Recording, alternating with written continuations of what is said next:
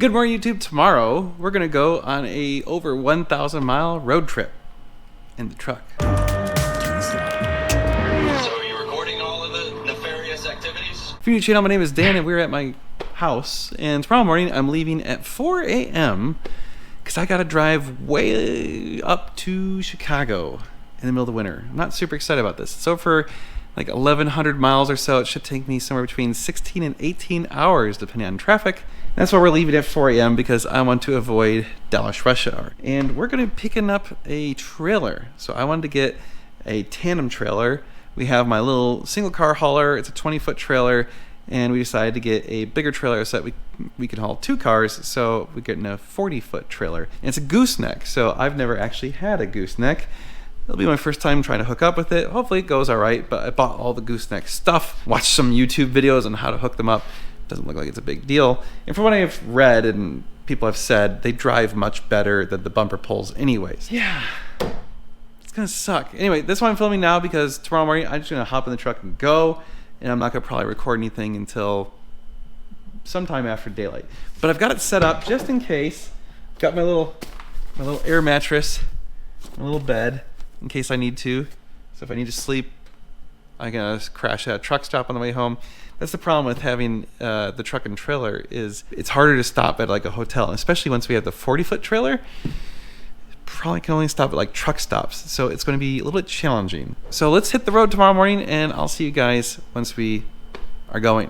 The next day. Well, good morning, YouTube. It's 7:20, and I am in the middle of nowhere, Oklahoma. It's not snowing, but there's snow on the road, so that's. Yeah, it's only 23 degrees out. Ugh. This is why I don't live up north anymore. Got tired of all that crap. And this road is pretty crappy. It's really bouncy.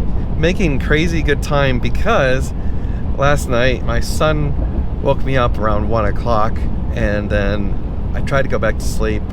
My plan was to wake up at 4 and I couldn't go back to sleep, so at 2 o'clock I said, you know what, screw it, I'm just gonna get up and start going. So I'm actually 2 hours ahead of schedule. I don't think this is gonna happen, but right now I've got 700 miles to go and my ETA is supposed to be 5:40 p.m. When I first started, my ETA was closer to 6. I'm making crazy good time, but only had to do 1 stop so far. Funny enough, when you're not towing with this truck, it can get over 500 miles per fill up. 500 miles is like 8 hours of driving or so. You need bio brake before the truck needs to have anything done. I only got it down to about a half a tank. I drove a little over 4 hours and then decided I needed to take a rest stop. Got some breakfast and filled up, and now we're just continuing on. Been pretty uneventful so far. I did make it through Dallas in record time. That was awesome. It saves so much time. Like, you have to compute in usually at least like 30-40 minutes to an hour to get through Dallas if it's anywhere near rush hour, and blasted right through, no delays. Yep, Oklahoma. It's boring. All right, it's been a couple hours. It's 9:20 and we're finally back on an interstate. We basically took this back highway diagonally across Oklahoma. We're still in Oklahoma. No offense to anyone that lives in Oklahoma. Well, I guess maybe a little offense, but Oklahoma's boring. Oh my god. And by the way, this lady right here, I don't know if you can see her in the Honda, she sucks at driving so bad. Oh, here's a cop. So I'm gonna hold this down here for a second. She like cut me off. We're just driving and there's literally no one else. It's just me and her, and she cuts me off and I'm like, what the hell is this? And then she like rides my ass. I'm like, what the f? Why are you like, there's so much space, there's no one around here, just like do something else. Anyway, she sucks at driving. Still have a long while to go. Okay, we're in Missouri and we still have 6 hours, over 480 miles to go. Still making reasonably good time. I'm pretty pleased with that. Oh, there's a cop up ahead, so I'm gonna wrap this up real quick. But there was a sign for a place that said it's for Uranus fudge. And it says the best fudge comes from Uranus. Whoever owns that company has a wonderful sense of humor. Apparently, Missouri likes to spend a whole lot of tax dollars on the police because I have seen about 10 or 12 police cars. Good Lord. Okay, Missouri, we get it. You want to hand out tickets. Got it. All right. At least it's sort of got some scenery. You know, there's some hills and stuff in Missouri. Still 100 and something miles, 110, 115 miles to St. Louis. 5 hours and 350 miles to go total. So, need to stop and get lunch soon. It's a little after noon. All right. It's been about 12 hours since I started this trip. Oh, and we finally made it to something interesting. The St. Louis Arch. That's it right there. Yep. I guess we could probably get a little bit closer. I think this highway goes closer. Hopefully. Well, we got a better shot of the arch, but I need to get over for my exit. In half a mile, use the second from the right lane. There's a 5-minute slowdown caused by construction on I-55 North in 3/4 of a mile. That sounds about right. You're still on the best route. As soon as I get to Illinois, it slows down. Oh, right there. There's the arch. Hooray. And lots of traffic. All right, I gotta pay attention here. You know, I never understood is when you get to the big cities, they always have like low speed limits in the city, you know, like 55, 60 miles an hour, whatever. And no one is going even remotely close to that. Like, why do they even bother? It's completely pointless. So like right here, no one is going even remotely close to the speed limit. It's a joke. Oh well. Anyway, onward. We're finally in Illinois, the last state of today's drive, most likely, depending on what time I get there. And so still got 3 hours and 30 minutes, 240 miles. One thing that drives me crazy is how many of these diesel pumps run so slow. It's been going for quite a few minutes. We're only at 3 gallons. I don't understand it. It's like, it happens all the time. And this is one of the big truck pumps, so I mean, it's supposed to be fast, and boy was that a lie. Going to probably run into a problem I didn't expect, or I should have expected but didn't really think about. It's gonna get really cold up here tonight, like single digits, like 5-6 degrees. It's currently only 19 degrees. Here's why that's a problem. I'm driving a diesel truck, and diesel gels in the teens or low, you know, like 10 to 20 degrees. It starts to gel, and then they don't start. This happened to me when we had that crazy cold storm a couple years ago when I first bought this truck. So I don't have any of the diesel anti-gel stuff with me. I might have to swing by a place and get it. That, or I just simply lock the truck and leave it running all night, which is actually not a bad thing. The truck actually has, so you're not really supposed to let diesels idle for extended periods of time. They actually want to be a little bit above idle, and it's got a built-in thing where when you're in park, you push the cruise control button and then you hit the plus and minus, and you can actually adjust the idle speed, you know, adjust the engine speed while it's just sitting there. So for that exact purpose, like for being able to idle the truck for long periods of time, or also if you had like a PTO for some reason or something like that. I gotta figure out what I'm gonna do, because I really don't want to have my truck not be able to start tomorrow. That would be really shitty. All right, it's like 10:30 at night, and I got a lot of crap to talk about, but I'm gonna do it tomorrow. I'm at a hotel, I'm gonna sleep, and then we'll hit the road in the morning. But shitty part is I have to keep this thing running all night. Well, here goes nothing. The next day. All right, YouTube, I know you can't see me. It is 5:45. I'm back in the truck, and we're gonna hit the road. I slept at a hotel because I'll explain it all in the daylight, so I'm gonna wait till it's daylight to tell you, but it's snowing. Actually, it's just barely snowing, so I don't think it's a big deal, but let's hit the road. People are always like, oh, I don't wanna live in Texas, it's too hot. Look at this hellscape bullshit. It's 16 degrees and blowing snow and crappy and shitty, and like, there's never a time in which you're driving in Texas and you're like, oh, I might die because the roads will kill me. That never happens, literally, never. Yeah, people are like, oh, there's tornadoes. Nah, not that often. And the big storms come and go in like an hour. This is some like serious bullshit here. This is why I left the north and I live in Texas now.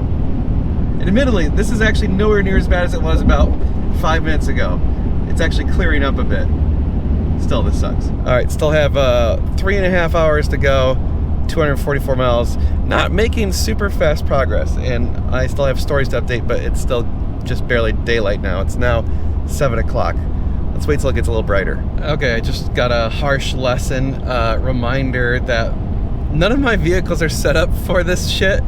So I have summer formula windshield cleaner in the truck because I don't need winter formula winter stuff. It's never really below freezing in Texas very much. So I sprayed my windshield washer stuff because the windshield was getting pretty nasty, and it instantaneously froze to the windshield. So now I'm having to kick on the defroster.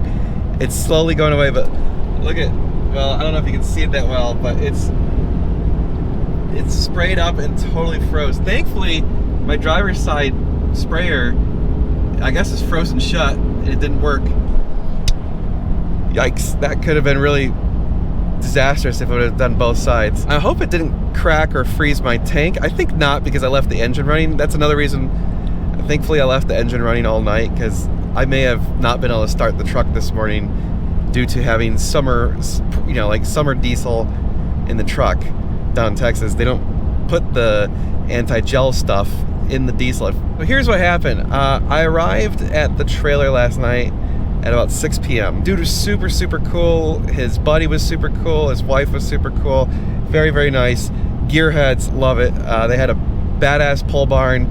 He's a drag racer, and he's basically selling the trailer because he got a new setup. We'll make the deal happen, whatever, and we go to hook up the trailer, and none of the lights are working. And so we can't get the lights or the brake controller, nothing to work. And we're like, huh, what's going on? The short version of the story is the trailer wiring was set up for a different wire arrangement. There's actually like 2 different wire arrangements, and this one had the wrong one. It was down to 8 degrees, and we had to rewire the trailer, and it took almost 3 hours, and I felt awful because I'm worthless. Like, I literally don't have any winter clothes anymore, so I'm wearing like my Vans shoes, this fleece jacket, and a leather jacket, and like work gloves. I don't have a hat, I don't have real gloves, I have nothing, so I'm screwed. I'm worthless. Like, my hands were instantaneously numb, and I got to the point where I was so cold that I was shivering. Like, I could not stop shivering, and so I was totally worthless, and I feel bad. The guy's a total hero because he was sitting there freezing his nuts off, rewiring the trailer for 3 hours. Yeah, we finally got it rewired, and now it's working. The trailer brakes don't seem to be working very well, so when I get it home, I'm gonna probably have to like take them apart and rebuild them or something, is my guess. Something like that's going on. The trailer condition is about what I expected. I bought a cheap 2007 car hauler. It's not perfect, but it's in good enough shape that we can haul some cars and be safe. That's the big thing, right? I want to be safe. But it's set up for this like exotics really well. I'll show you the stuff once we get home. It's badass. It's got super short fenders. It's got a dovetail, so it gets real low. It's got a long tailgate. Haul's really pretty good. Definitely a heavier trailer. So it probably weighs like 7,000 something pounds, and I can feel that compared to my other trailers only like 3,800 pounds. So we got like an extra 3,000-ish pounds. I'm curious how it's gonna feel once we have a car in there. I don't think the weight of the cars will make that much of a difference. It's really the aerodynamics that hurt this thing. Getting about 9-ish, 8-ish miles per gallon right now. It's about what I expected, about 1 mile per gallon less than with the single car hauler. We have 3 hours, 30 minutes to go, 235 miles, and it's finally light out, and I think the snow has let up. Oh, good. During that conversation, the windshield mostly defrosted. Hooray, I can see again. Just some thoughts on the trailer. So it's a 40-foot goosenecker. It's like 42-foot because of or maybe 44, whatever. Anyway, it's a big trailer. It's triple axle, and it pulls so much better than the bumper pull trailers. I've heard it from all these guys. They're like, oh, once you go gooseneck, you'll never go back to bumper pull. Yeah, I hate to say it, they're right. It's amazing. You don't have to worry about any sway. Like, there's zero sway. It just drives so nice. Now, yes, you do lose the functionality of being able to put shit in your truck bed while towing, but honestly, we didn't do that much anyway. No real love lost there. But yeah, it rides better. Like, it's smoother. It's not as bouncy. The truck isn't like herky-jerky as much when the trailer hits bumps. It rides so nice, and it pulls super straight and smooth. I'm sold. I'm convinced. You got to have goosenecks. Now, they do cost more. So, pro tip: if you're buying a trailer, just to put this out there, Trailers are like the worst manufactured things on earth. They all fall apart. They're all crap. Doesn't matter. They're all crap. Unless you buy like the $80,000 crazy ones, which then you're spending $80,000 on a trailer, which is absurd. I found just buy the used one that's reasonably close to what you need. That's the way to go. This is probably a $35,000 to $40,000 trailer new. If I were to buy this trailer new today, and I got it for under $10,000. I don't care that it doesn't look good, that it has a couple of small dings and stuff on it that's scratched a little bit here and there, it has a little rust. Doesn't matter. It hauls cars and does it safely. That's all I care about. 3 hours to go. By the way, the wind is straight head on, and that is also not helping me get very good fuel economy right now. I'm averaging 8.3 with a strong headwind. So hopefully when I start heading south, that'll pick back up to maybe closer to 9.5. So I was just thinking about last night, and it was funny because the dude who sold me the trailer had a good friend who was helping him out and everything. It is the epitome of the Midwest. It just totally reminds me of my childhood, of like having your good buddy and a big shop, and you're just wrenching on cars, and the two of you are just playing with cars all the time. It was just nice. It was great to see, you know, like, and it just reminds me of like how cool car culture is, and how it's kind of this universal thing where car guys just, they're some of the most generous and awesome people out there. So anyway, I was just thinking about that. It was kind of nostalgic for me being up in the Midwest, freezing my ass off with these guys, even though they were doing all the work and I'm just sitting there shivering. But it was, yeah, straight into childhood. I'll be honest, I can't remember if I explained where we're going right now. So when I mentioned that I was coming up to Chicago to pick up the trailer, a guy reached out to us and said, hey, I'm having you guys install a 488 exhaust. So he had already bought a 488 exhaust from us. It's currently in manufacturing. It's a Klein exhaust. It's gonna sound pretty epic. And he was like, hey, I don't know if it's too far out of the way, but you could pick up my car on the way. I did the math, and basically it only adds like a half hour to the total trip. So I was like, sure, why not? So we're actually on our way to Des Moines, Iowa, to pick up the 488, because we're gonna install a badass Klein exhaust into it as soon as it gets to our shop. And that should be sometime in early February. So it's only like 2-3 weeks away. So we said, yeah, we'll store his car for a couple weeks. That's not a problem. So we're going to pick up a 488. So nothing like buying a trailer and testing it immediately. Interesting thing is, since it's a tandem trailer, when you load one car, you kind of put the car slightly in front of the axles or over the axles. So it's not optimal for using the escape doors on the sides. I might have to crawl out the window, just because, you know, you do want the weight kind of centered in the trailer over the axles, maybe slightly forward. Well, we hit an all-time low now. 3 degrees. 3. I'm just not meant for this anymore. This is why I left the Midwest. I don't want single-digit numbers. The wind chill's got to be minus 15, 20, because it's blowing hard. Well, still got an hour and a half to go. The terrain here in Iowa is basically like Kansas with slightly rolling hills. See, it's like still got the same kind of farmland, corn, whatever, but at least the hills sort of are there, here and there. Mostly empty, and this road is extraordinarily straight. It's not real exciting. All right, 48 is loaded. I'm at a gas station again. That was not an easy load, so I need to fix a few things on the trailer. I had to move the car twice because the E-Tracks had some debris in them, and I couldn't get the damn things to clip in, so I had to roll it forward, and long story. Anyway, car's in, so we're gonna head to Hoovies. Yeah, I don't know, hang out with Hoovie for the night, and then get a good night's sleep, and then go home. It's 5 hours and 15 minutes to Hoovies, plus stops, so it's gonna be a little while. All right, we're on the road to Hoovies, and let me tell you, the difference between having no cars and one car in the trailer is basically unnoticeable. The handle's exactly the same. I don't really feel hardly any difference.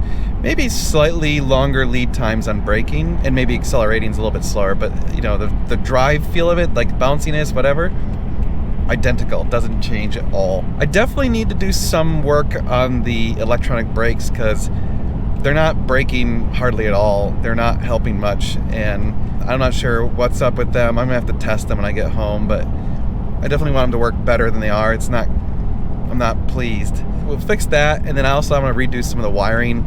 There's some light bulbs that are out.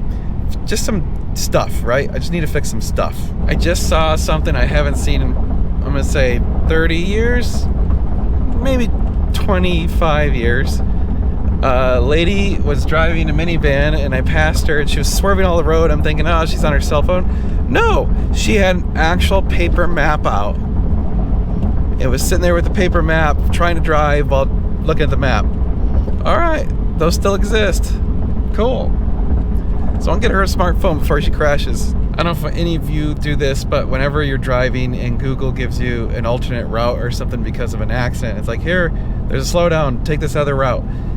Does anyone else cancel the route that you're currently on, like close it and then reopen it just to see that it verifies that yes, that is indeed actually the best route? I usually do that like 3-4 times before I get to that, just because sometimes it changes, and I've done it a couple times and it's changed the route twice on me so far. Earlier in the video I said how I love when you get to big cities how no one follows the speed limit.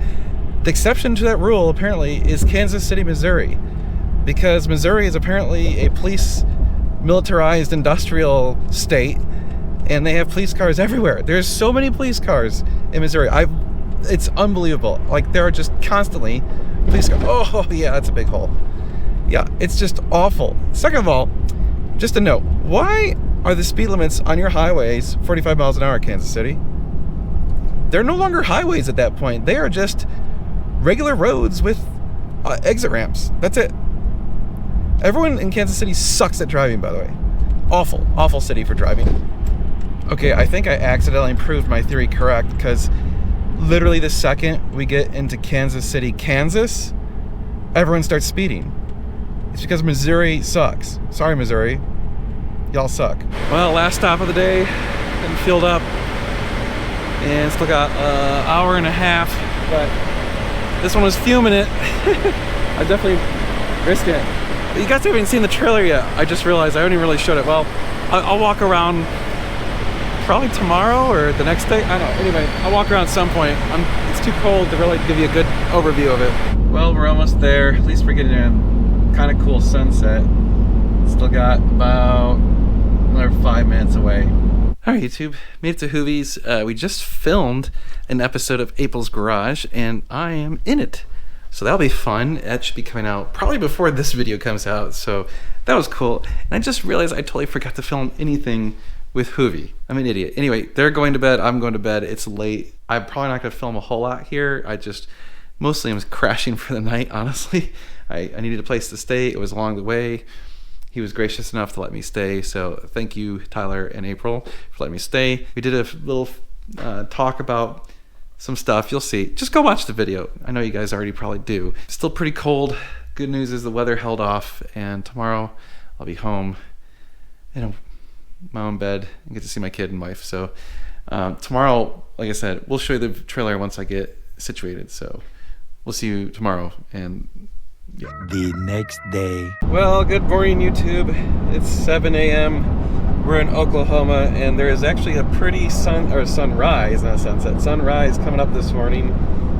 We've got a shorter day than the last few. We only have 6 hours and 40 minutes left. I know you can't see me, but we've already been on the road for over an hour. Got breakfast filled up.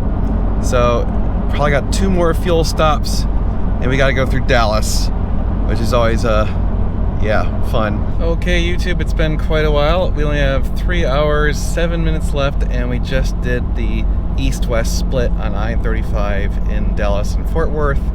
We're taking the Fort Worth side because that's what Google says is going to be faster. And also, I didn't just realize, but I just verified that the cold weather broke the windshield washer system on my truck. So I think it popped one of the hoses, maybe it like blew it up or disconnected or something. So I need to fix that when we get back to the shop. and the truck and trailer both need a bath desperately. They are coated in salt, so I'd rather not have them rust apart. So I thought this was kind of interesting. I've been averaging 10.2 miles per gallon pretty much the entire trip back, so that's with the trailer with the car in it. So even though the trailer weighs basically double what my other trailer weighs, I think the aerodynamics of it are better than the single car hauler, because I get about the same miles per gallon, maybe slightly less, maybe 1 mile per gallon less. And I don't even think it's that, because I usually get somewhere between 9 and 10 miles per gallon with the single car hauler. So we're doing about the same. The weight, again, doesn't seem to matter as much as the aerodynamics.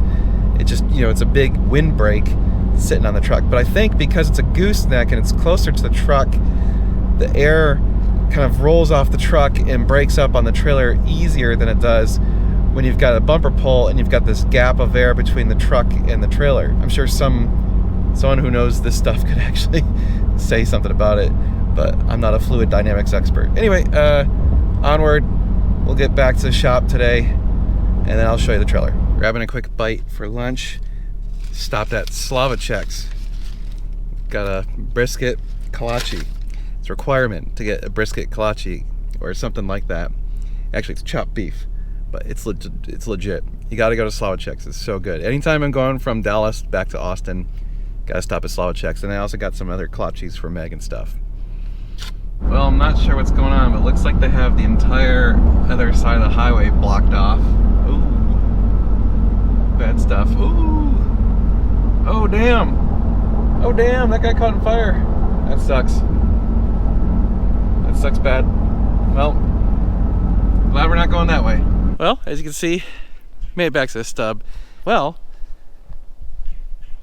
Atlas 44-foot triple axle gooseneck trailer. That's a huge bitch. That's a huge bitch.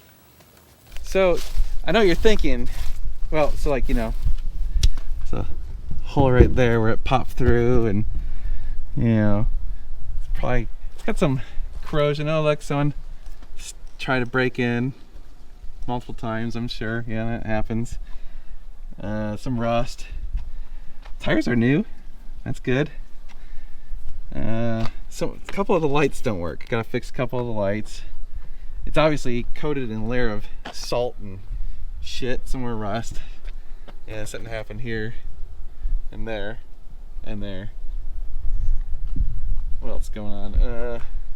Dented here. The key apparently is broken off inside that little lock. And that's how you open up the crank. The wiring, oh yeah, the wiring's a complete disaster. Gotta redo the wiring.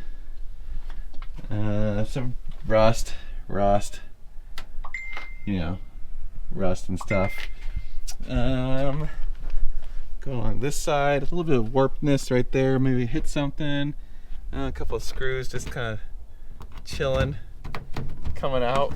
We'll put you back in for now. There, you're back in. Good enough. Let's see here, more rust. There went ding right there. Oh yeah, here's apparently something happened here, poked through and warped up that panel. Again, good tires. Rest of this is looking pretty decent. That light looks, why are these lights different than the other lights? I don't know, they must have been replaced or something. And then tailgate. So you're probably thinking, hey Dan, why'd you buy a piece of shit? And you'd be totally wrong. I didn't buy a piece of shit. I bought an under $10,000 piece of shit, I'll have you know. And there's a reason why, because trailers get totally fucked up.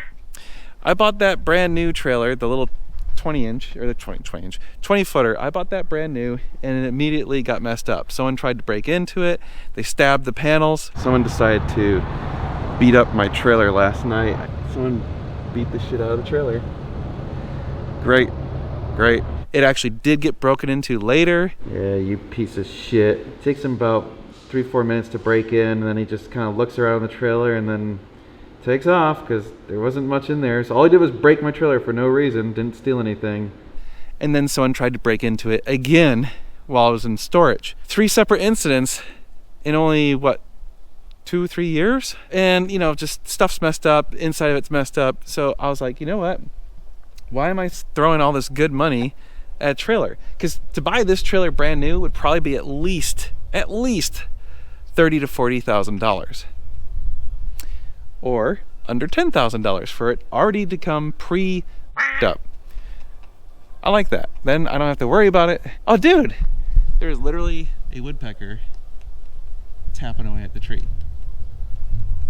I was like, what is that sound? Let's take a look inside, and you'll see it's continuing the same theme inside the trailer, where it's you know, seen better days. One thing I don't like, I need to put like a step there because I am too short and I can't get in very easily.